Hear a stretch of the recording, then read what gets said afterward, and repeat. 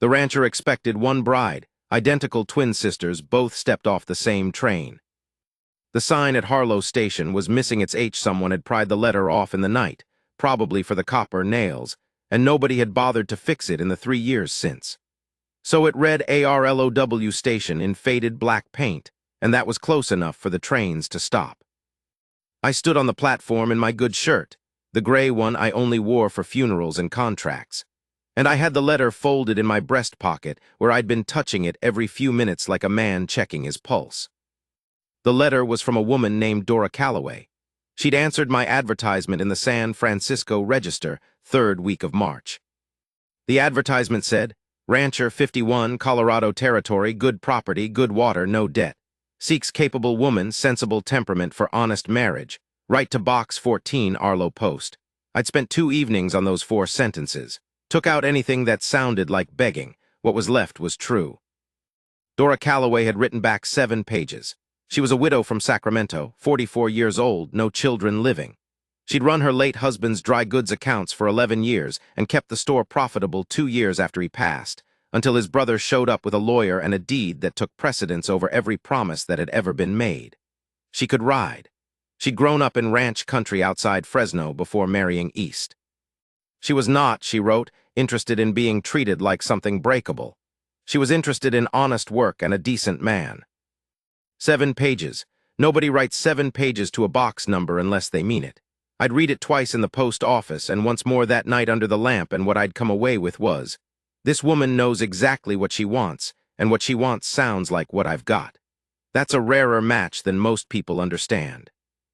We'd exchanged 4 more letters after that. The last one set the date, May 14th, the 2:40 from Pueblo. I'd sent her money for the ticket and written that I'd be on the platform in my gray shirt. She'd written back that she'd be carrying a blue hat box. May 14th was today. 2:40 was pulling into Arlo Station in about 4 minutes. I'm not a man who fidgets. I've stitched my own wounds by lamplight. I've pulled calves in January mud with my bare hands and pushed cows through blizzards that killed smarter men than me. But I'd taken that letter out of my pocket twice in the last 5 minutes, and I put it back now and made myself watch the dark shape of the locomotive coming around the curve at Ridgeback Mesa. The train was a local. It stopped at Arlo for 6 minutes on Tuesdays and Fridays to unload freight and pick up mail. There were maybe a dozen people on the platform, a couple of ranch hands waiting on a freight of wire, a teamster old Doc Pember who picked up his medical supplies every other week, and Clara Witt who ran the hotel and met every arriving train herself because she said her desk boy had no way of knowing the difference between a salesman worth putting in the back room and a guest worth the front. She was also, I knew, the fastest way to spread news in Arlo County, which was fine by me.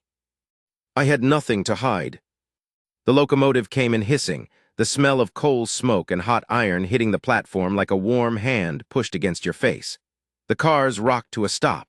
Steam billowed under the axles and started drifting south. I was watching the second car. Most passengers rode second car on this route. The door swung open, and a woman stepped down carrying a blue hat box. I started toward her. Then the door swung open again, and another woman stepped down right behind her. Same face, same height, same hat box, same exact shade of blue, same traveling dress, same dark hair pinned under a gray felt hat. I stopped about 8 feet away. Both women turned and saw me at the same moment. Neither of them moved.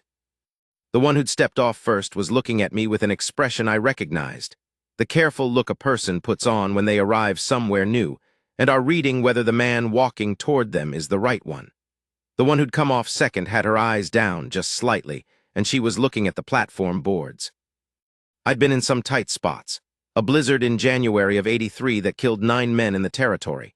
A contract dispute with the Brower brothers that went from a courthouse to a ditch before it was settled. The time my horse went through thin ice on the Gunnison in February, and I swam us both out. But I had never, in 51 years of life, stood on a train platform looking at 2 identical women who were each carrying a blue hat box, both of them waiting to see what I was going to do.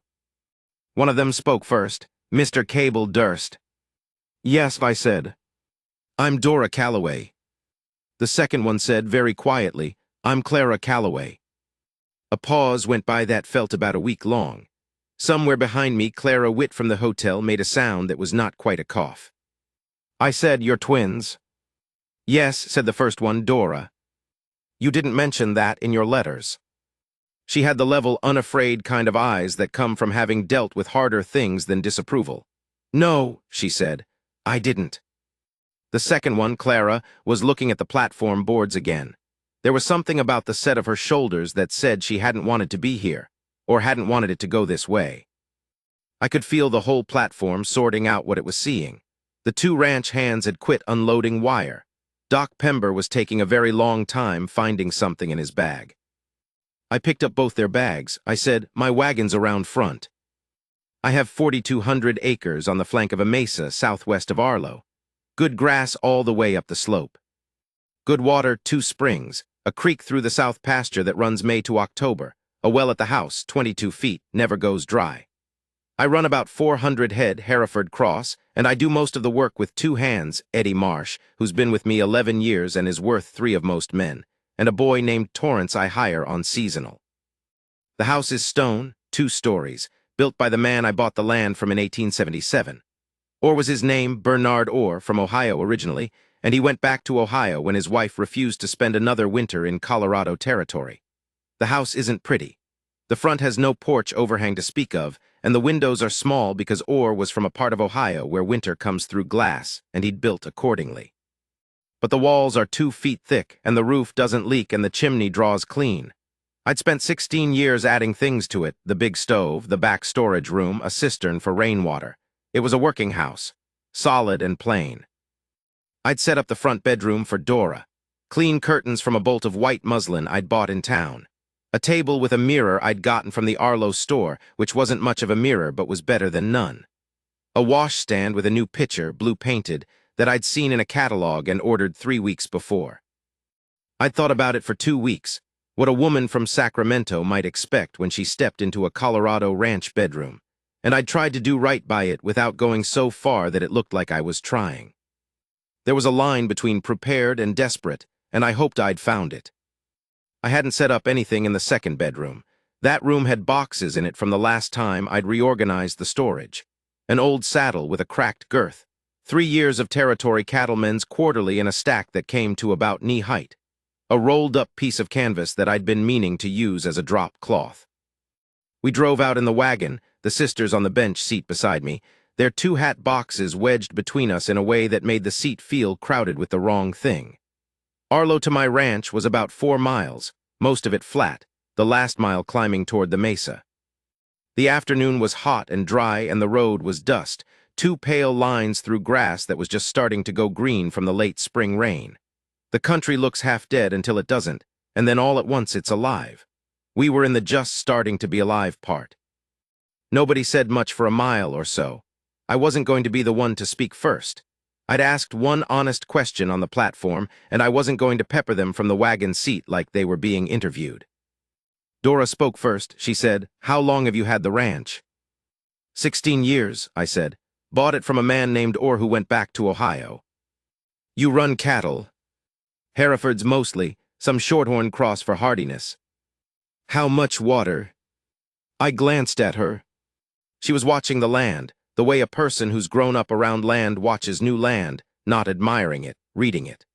Looking at the color of the grass, the way the drainage ran, the condition of the creek cut we were rolling past. 2 springs, I said. A creek through the south pasture runs May through October most years, good well at the house. 20 feet. 22. That's good water for this country, she said. Yes, I said, it is. It's the best thing on the property. Clara was sitting on the outside of the bench, her knee against the footboard, looking out at the land too, but differently from her sister. Dora looked with intention. Clara just looked. She'd said nothing since the platform, and she didn't seem to need to. There was a settled quality to her that was different from Dora's directness. Dora asked questions, Clara absorbed. They were identical, and they were not alike. I said, without making a particular point of it, "You want to tell me what happened?" Dora didn't hesitate.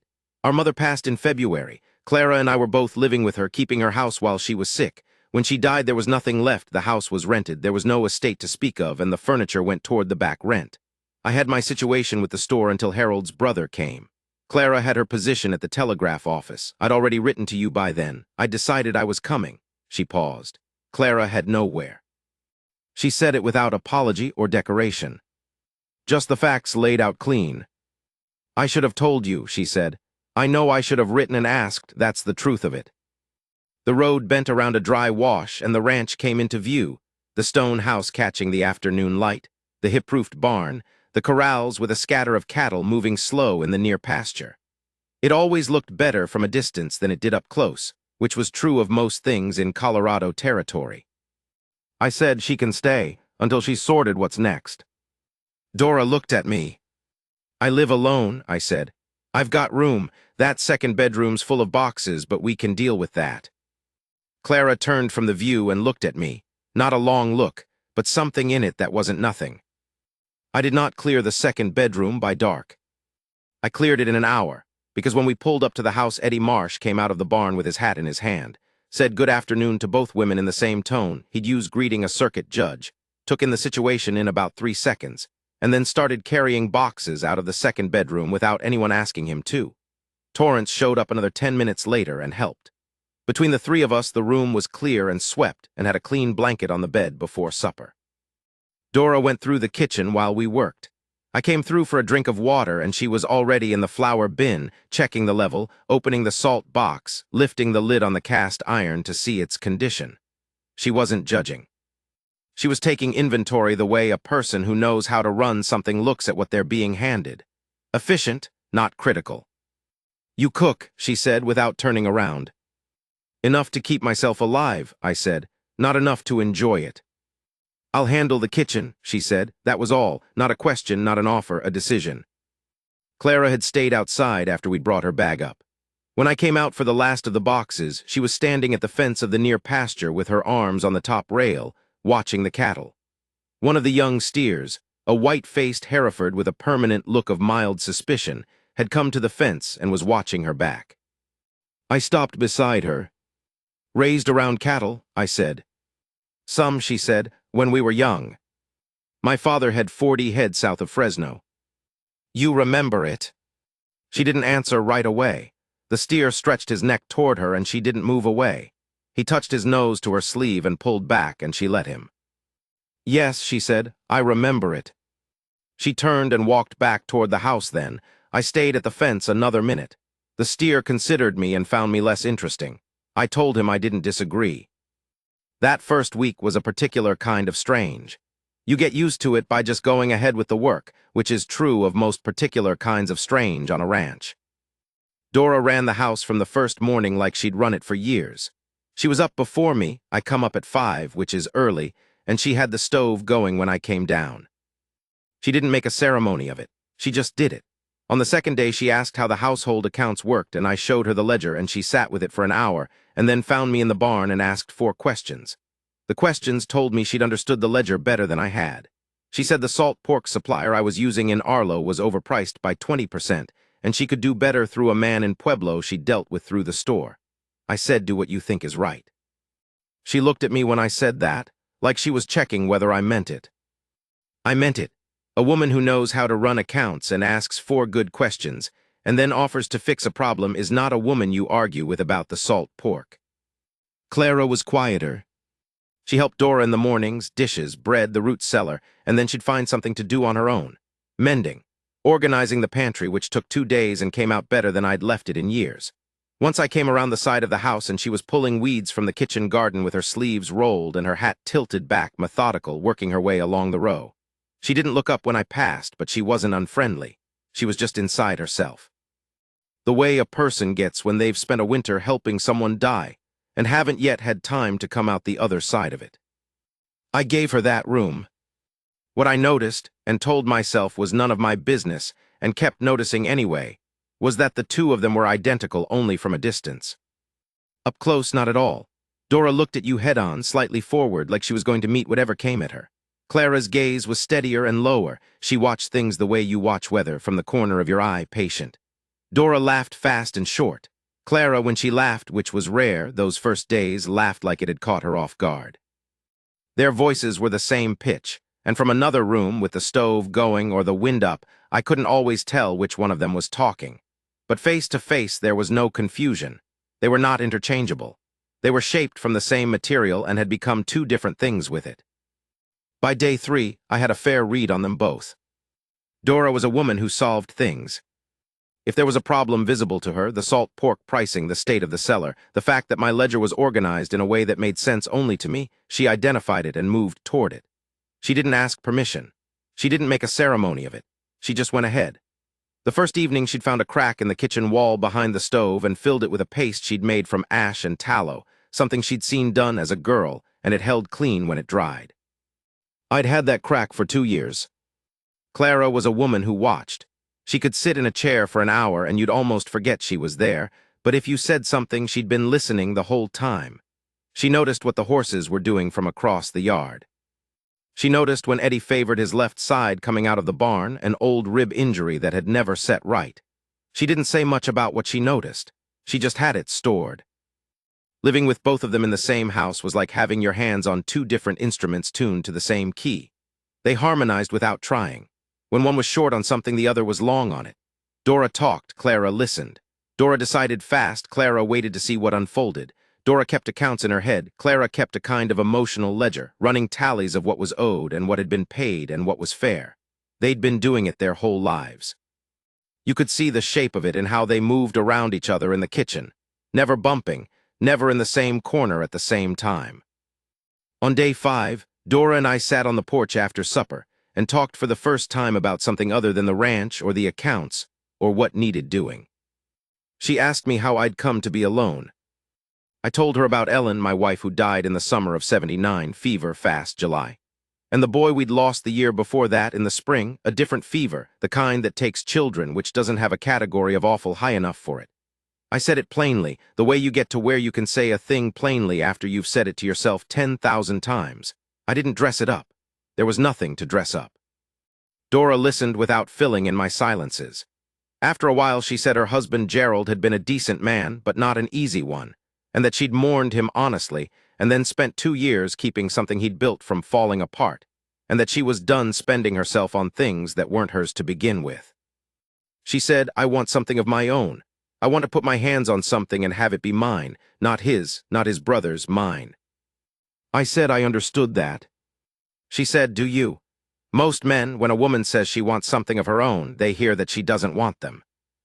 I said, I figure a woman who knows what she wants is easier to live with than one who doesn't. She looked at me. The lamp inside threw light through the window onto the porch boards between us, and in that light she looked not soft, exactly. She always looked capable first, but satisfied about something. She said, Cable, I think this is going to work. I said I thought so too. I meant it. She was smart and direct and unafraid, and I could see, clearly and without strain, building a solid life alongside her. She'd be a full partner. She'd make things better than they were. She was exactly who her 7 pages said she was. I didn't say the other thing. The thing I'd been not saying since day 3, when I'd come into the kitchen in the late afternoon, and Clara was reading at the table with the last daylight on her face, and she'd looked up, and I'd gone past her to get what I came for and went back out. And the whole thing lasted maybe 4 seconds, and then I'd stood outside by the water trough for a while looking at the mesa. Some things you leave where they are. 3 weeks in, the trouble started. His name was Milo Pratt. He ran about 600 head on paper. In practice, he ran other men's cattle on land he'd gotten by various means that didn't bear too much examination. He was what the territory called a range financer, which meant he lent money to ranches that were struggling at rates that guaranteed they'd stay struggling, and then he took the deed when they couldn't pay. He was good at it in the way that certain kinds of men are good at the thing they've built their life around. He had 300 acres directly east of my property, and a piece of land to the north he'd been trying to leverage into a larger position for a decade.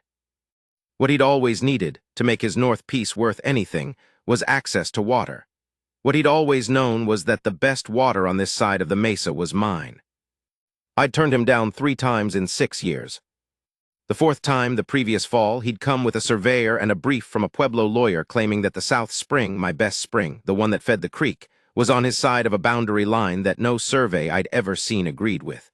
That was still pending in district court in Pueblo.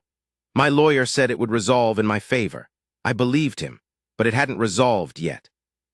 Pratt came to the ranch on a Wednesday midday, which he knew was when I was most likely to be in the south pasture checking fence or riding line. I came back in the early afternoon and found him in my yard on a gray horse, leaning slightly toward the kitchen window, talking. Dora was at the window, but not in it. She was standing a good foot back from the glass, inside with her arms crossed and her chin up, which I'd already learned was her face for being patient with something that didn't deserve her patience. I rode up slow and stopped beside him. "Pratt," I said. He turned. He was about 40, broad across the chest, dressed better than a working cattleman ever needs to be. He had a smile that used only the front of his face, the part visible to strangers. "Durst," he said, pleasant. "Didn't know you'd taken a wife." He looked at Dora through the window. Then he looked toward the kitchen doorway where Clara had appeared in the shadow, seeing who was outside. His eyes went back and forth. "Or two." I said, "This is my property. Dora, you need anything?" "No," she said. "Then go inside." She went without a word. Clara was already gone. Pratt watched the doorway a moment too long. Then he said, "Just being neighborly. Wanted to stop by, welcome you to the domestic life, and I still have an interest in discussing that water matter. Friendly. No lawyers this time, nothing official, just two neighbors talking." "I don't have anything to discuss," I said. "That boundary case is still open in Pueblo. These things can drag on." He shrugged, like it was a minor inconvenience.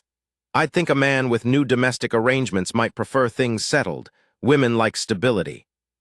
I looked at him for a moment. I've always found it useful, when a man is trying to rattle me, to be very quiet and very still. Most men, if you don't react, will fill the silence with something that tells you exactly what they're afraid of. He said, "I could make it worth your while. Cash arrangement, clean title transfer on the spring access. Nobody in court, nobody waiting on a judge."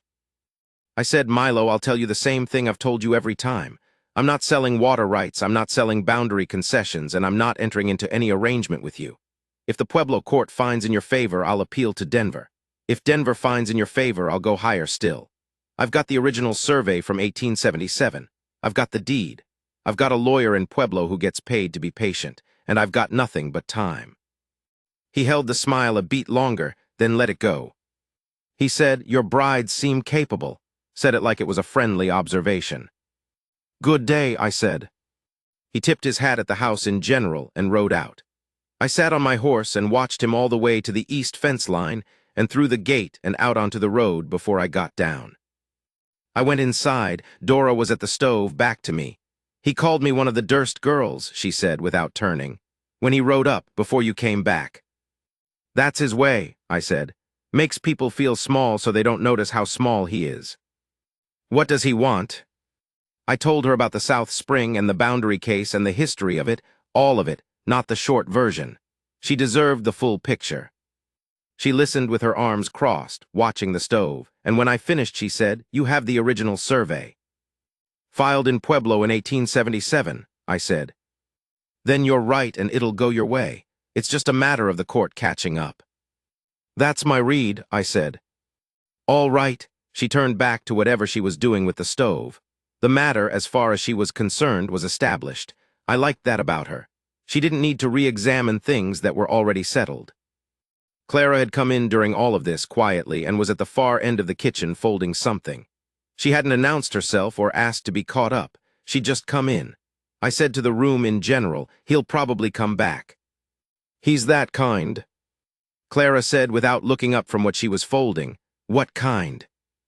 "The kind that doesn't take no for an answer, unless the no is very expensive for him." She thought about that. She didn't look worried. She looked like she was filing it away. He came back 5 weeks later, and this time I wasn't on the property. I was in Arlo for the afternoon, at the land office filing some correspondence related to the boundary case at my lawyer's request. Dora had come with me. She wanted to look at the dry goods operation. Harmon ran out of the feed and mercantile, and I'd had it in mind to introduce her to Harmon himself, who was decent and might be useful to her as she started figuring out what she wanted to build here. What I didn't know was that Torrance had taken the afternoon off to visit a girl in Walcott, 15 miles south, and hadn't mentioned it. Eddie had ridden out early morning to the north fence where he'd found a break and was 2 hours out on a day's work. The only hand on the property was a day worker named Jesper who was mucking stalls in the barn. Pratt came with 2 men. I got the story that evening from Clara. She told it at the kitchen table with her hands flat in front of her and her voice level. The flat, even tone of someone who is keeping the feeling under the words because the words need to be clear first. The 2 men Pratt brought went to the barn and told Jesper they were there by arrangement with Durst, that they just needed to water their horses. Jesper, who'd been with me about 2 weeks and didn't know Pratt by sight or reputation, let them at the trough. Pratt came to the front of the house and knocked. Clara answered. He told her he'd heard Dora had gone to town with the rancher, and that he had a document he wanted to leave for Durst to review, something pertaining to the spring matter. He held up a folded paper. His tone was helpful, neighborly, as if he were doing me a service. Clara told him she'd take it and see that Cable got it. He said he'd rather she look at it with him so he could explain the relevant points, particularly the ones that concerned the women of the household. She told him she understood legal documents without explanation. He smiled and said he imagined she thought she did, and he took a step toward the door. Clara told him no, then she closed the door and threw the bolt. She went through the kitchen to the pantry. I kept the shotgun on a peg behind the pantry door, loaded, both barrels, and she'd watched me check it at least twice that first week because she was the kind of woman who notices where things are. She took it off the peg and went back to the front room. He knocked for a while. He talked through the door, friendly at first, with the voice he used when he was explaining something to someone he'd decided was below him. He said this was a simple matter. He said Durst was going to lose the water eventually, one way or another, and that the women on the property would be better served understanding the real situation and encouraging the man they lived with toward a sensible resolution before it got more complicated. Clara sat in the chair by the window with the shotgun across her knees and did not answer. He knocked again. He said something she didn't repeat to me about the wisdom of women making decisions for themselves rather than leaving them to men. Then his tone shifted, and he said he just needed to come in for 5 minutes. She didn't answer. After about 25 minutes, the horses at the trough were watered. His 2 men came around front. He said something to them she couldn't hear. Then they rode out. She watched from beside the window, to the side of it so she wasn't silhouetted, until all 3 were off the property and down the road far enough that she could see the full line of their horses moving away. Then she put the shotgun back on the peg and started supper. When she finished telling it, I sat there for a moment. Dora was at the end of the table looking at her sister. I said, "He say anything else? Anything I didn't hear yet?" She thought about it. He said a man who couldn't manage his property didn't deserve it. He said that near the end. She looked up at me. He meant you. I know what he meant, I said. He was wrong, she said, flat certain, no decorations on it. He was completely wrong. I held her look for a moment. Thank you, I said, for what you did. For staying put. She nodded once, as if it had been the obvious thing. Dora said we should send word to your lawyer tonight. She was right. I wrote the letter that night, and Torrance, who came back from Walcott looking like the visit had not gone as planned and was very eager to be useful, wrote it to the telegraph office in Arlo before first light. The court came back in my favor 7 weeks later. The 1877 survey held. Pratt's option on the Denver appeal was still open, but my lawyer said the cost to Pratt would exceed any possible gain, and in his professional judgment the man would redirect his energies. I believed him. And it appeared through the summer to be true. Pratt's name stopped coming up at the Arlo store and the feed yard and the other places where men's names come up when they're causing trouble. It was July now. The ranch was in its best stretch, grass high and thick on the mesa slope, the cattle fat and content, the creek running hard through the south pasture, the air hot in the afternoon and cool enough at night to sleep well. I had a fence line along the east boundary that needed work, 3 weeks of needing it, and on a Tuesday morning I got up before first light and took the tools and a lunch and went out alone to deal with it. Fence work is good for thinking. You're moving your hands, you're moving your body, there's a clear problem in front of you and a clear solution, and your mind is free to go where it wants. Mine went where it had been going for a while. Clara was still here. That was the plain fact. 2 months on the ranch and she hadn't talked about leaving. She'd written to the telegraph office in Sacramento. I knew because Dora had mentioned it without my asking, something about her old position, inquiring after it. The reply, which I gathered was not good news, hadn't been discussed. She'd stopped wearing the gray traveling hat at some point and started wearing an old straw hat she'd found hanging in the barn, mine, from 4 years back, slightly large for her. She'd started helping Eddie with the horses in the mornings without being asked. He hadn't told her to stop because she knew what she was doing. She sat on the porch in the evenings now. Dora and I sat on the porch in the evenings sometimes, and it had become something. Not courting, not exactly, more like two people who'd agreed to build something together, going over the plans. Comfortable. I liked her. I admired her considerably. I could see the life clearly. Clara sat on the porch a little to one side, usually with some mending or a book, not intruding on whatever Dora and I were talking about. She was just there. And somewhere over the past few weeks I'd got to where I noticed when she wasn't. I worked the east fence line, and I was honest with myself the way you can be when nobody is watching.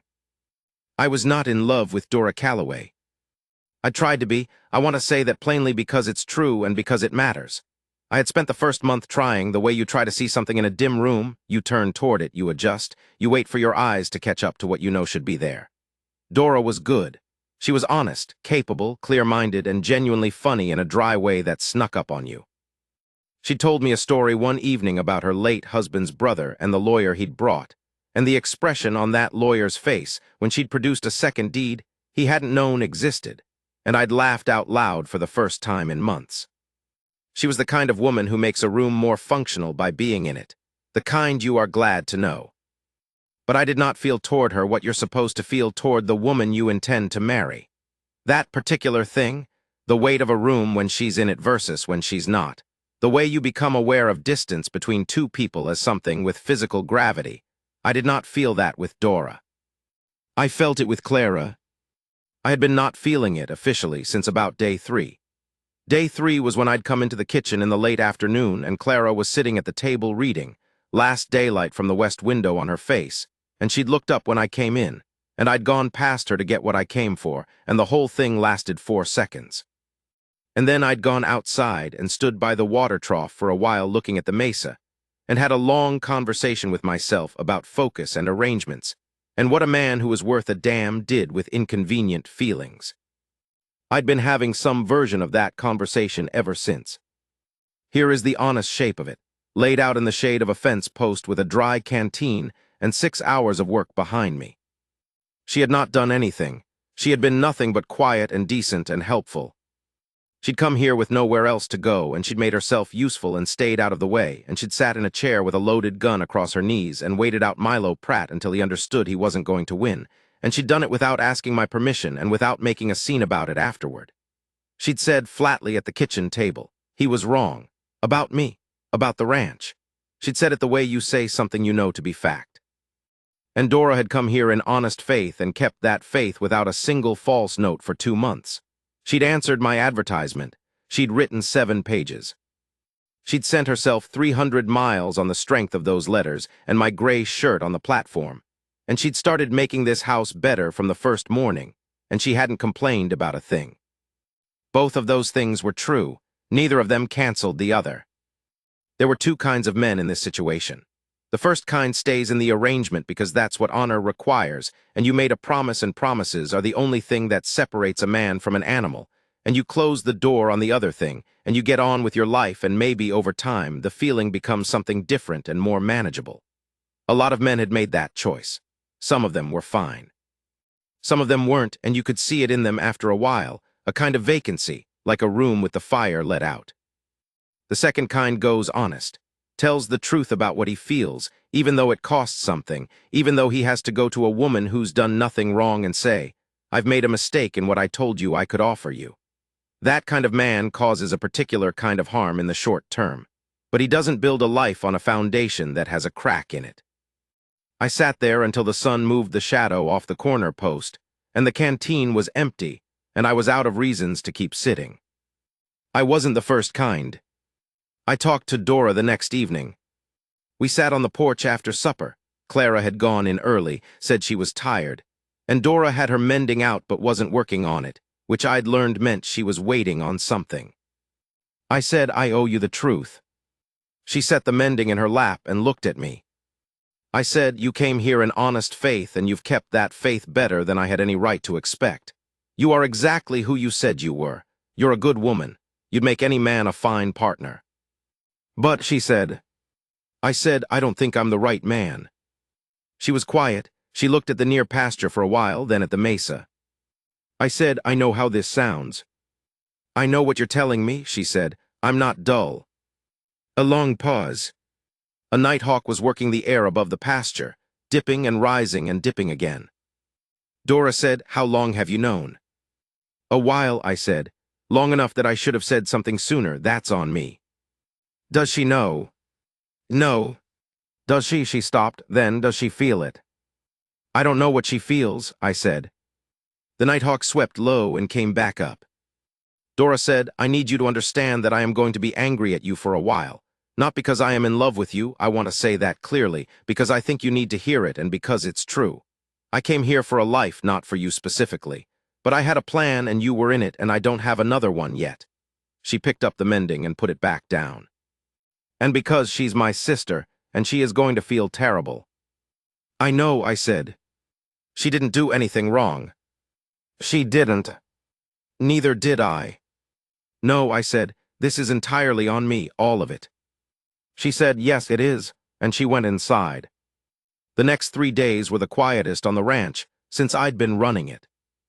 Dora was civil and correct, and never once said a wrong word or did anything you could point at and call unfair.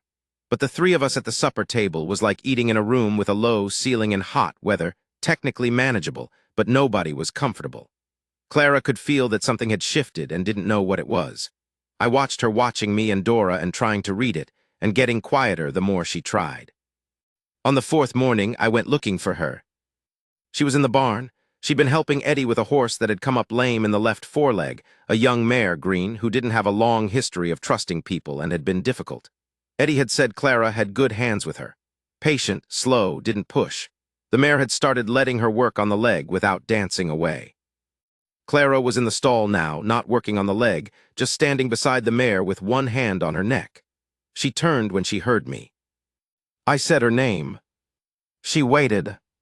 I said, "Will you come outside for a minute?" We went around the back of the barn, out of sight of the house.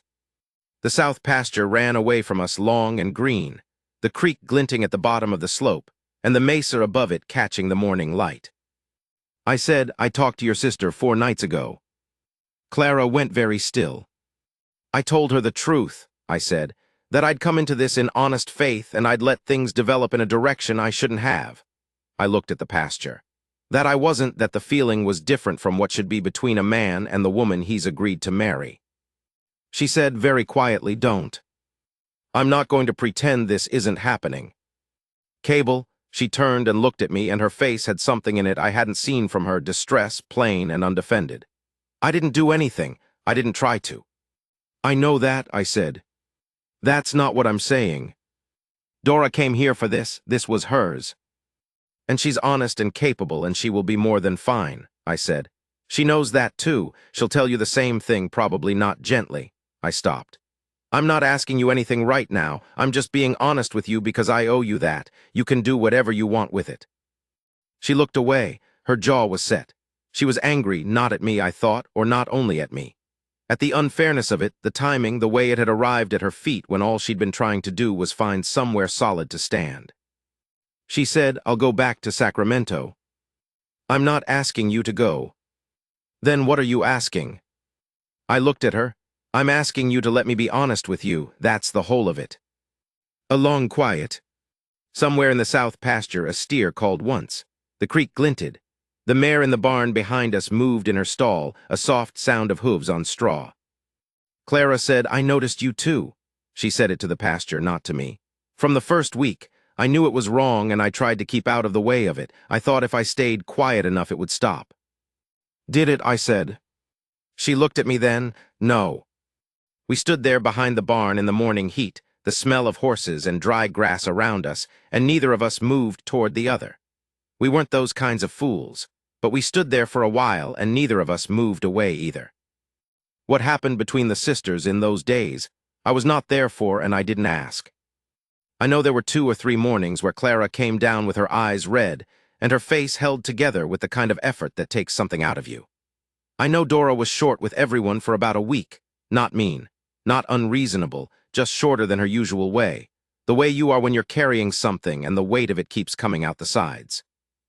I know that Eddie Marsh, who was not a man who ever failed to find work needing doing somewhere on 4,200 acres, found work needing doing in the far north section for most of that time, and didn't come back for meals until supper.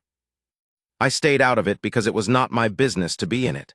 What was my business was keeping the ranch running, which I did. You work through things by working. That's always been my method, and it's never been wrong. The cattle needed the same care they'd needed the week before. The south fence needed checking. The irrigation on the kitchen garden needed the ditch cleared before it silted up again. I did all of it, and I let the house sort itself. Clara came and found me on the 4th day. I was in the yard repairing a hinge on the barn door. The pin had worked loose and the door was dragging. She came out of the house and across the yard and stopped about 6 feet away, watching me work. I let her watch.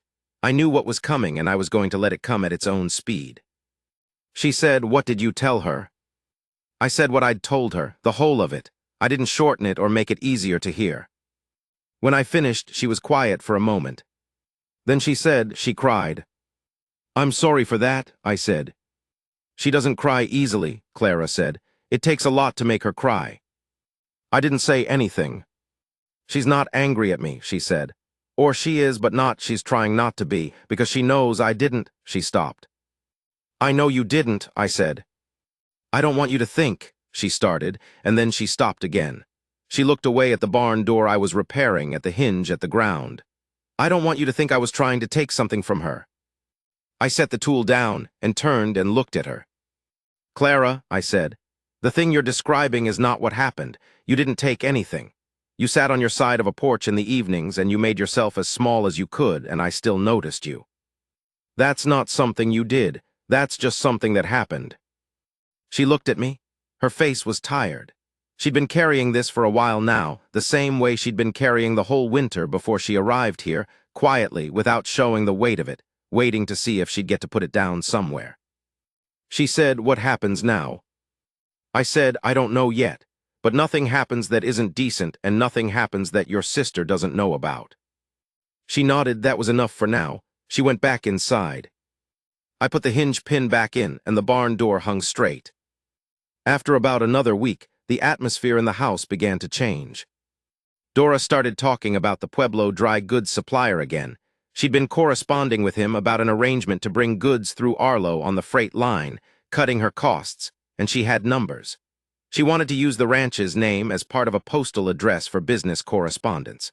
I said she could use it for whatever she needed. She said, "I'm going to be all right, Cable.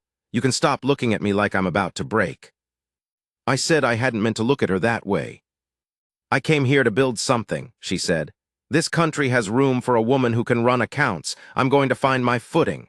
She looked at me directly, as she always did. "Just be good to her. She's earned more than she thinks she has." I said I would. "And that gap under the west window. There's a draft coming through that'll ruin your winter." I said I'd get to it. She said, "You won't, because you don't see it until it's too cold. I'll have Eddie do it." And she went back to her correspondence. September came and the grass went gold at the tips, and the nights turned cold enough for a coat before the sun was fully down. Clara and I were careful with each other through that time. Not distant, careful. We talked about the mare's leg, which was healing, and about the wood supply for winter, and about a recipe she'd made that came out wrong, and she wanted to know if I'd tasted it going wrong or if I'd just been polite about it. I said I'd been polite. She laughed. It caught her off guard, the way her laughs did, and she put her hand over her mouth and shook her head. There were things we didn't say. There was a shape in the air between us like a question waiting on an answer, and neither of us had said out loud what the question was. We both knew it was there. We went around it the way you go around a corner post you've misjudged, careful, not because you're afraid of it, but because you're not done thinking yet.